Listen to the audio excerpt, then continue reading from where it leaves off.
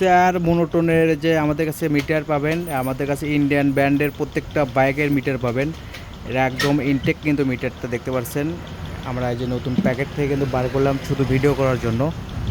তো যাদের লাগবে যে কোনো ইন্ডিয়ান বাইকের মিটার আমাদের কাছে R15 version 3, version 4, R15M, Suzuki Gixxer naked,